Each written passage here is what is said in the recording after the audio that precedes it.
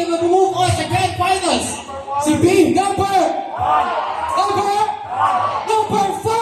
April Key.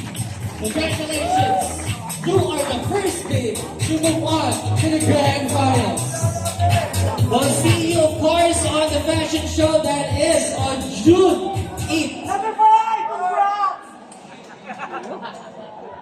Very quickly, gusto ko lang sabihin, since nanalo ka na naman, I'll get to see you at the Grand Finals. Kind of remind us of Elle, our previous competitor as well. Of course, Elle can be here very quickly. She's going to be part of Miss Universe. So, kindly support her as well. Taray, diba? Ang mga winners natin. Nagiging part ng Miss Universe. Eto na, ang susunod na sasali kay April. Walang iba kundi si Babe number 1, Bianca Paredes.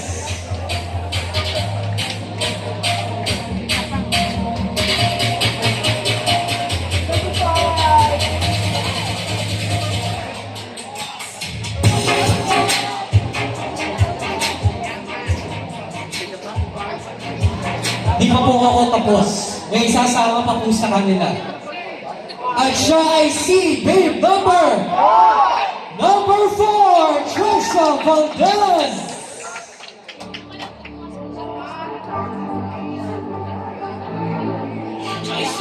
Congratulations to the Babes, but I'm not done yet. Di pa po ako tapos. Alright, ang susunod ko pong tatawagin, Babe, ang huling Babe na papasok sa Grand Final. So the other Babes na hindi po makakasali, maraming salamat po. Of course, tuloy-tuloy pa rin ang pagsali sa pageants. And this might be your stepping stone to the next stardom. Ang last Babe na sasali sa Grand Finals na si Babe number 3, Hazel Cayetano.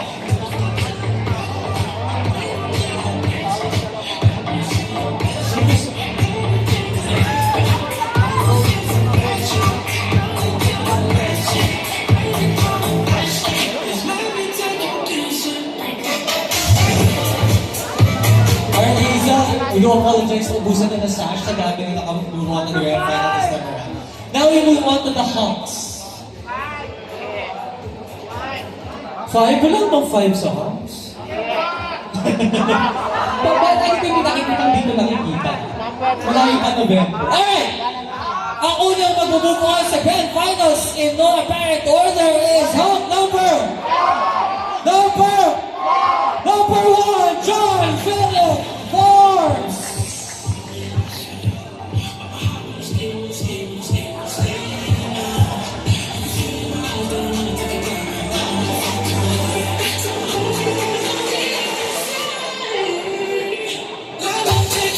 To join John is Hunk number 4, Joy Gonzalez.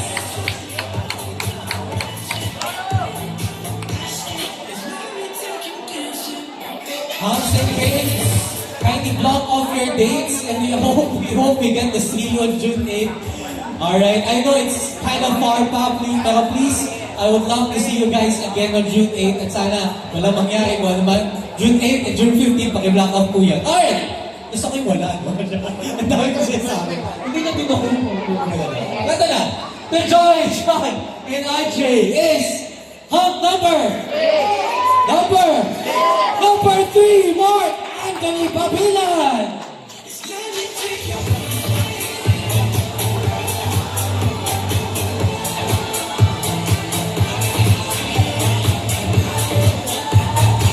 Hindi pa ako tapos, isama na natin, kasama ko, Hunk number 2, and Bardo Austria, all four Hunks are moving on to the Grand Finals.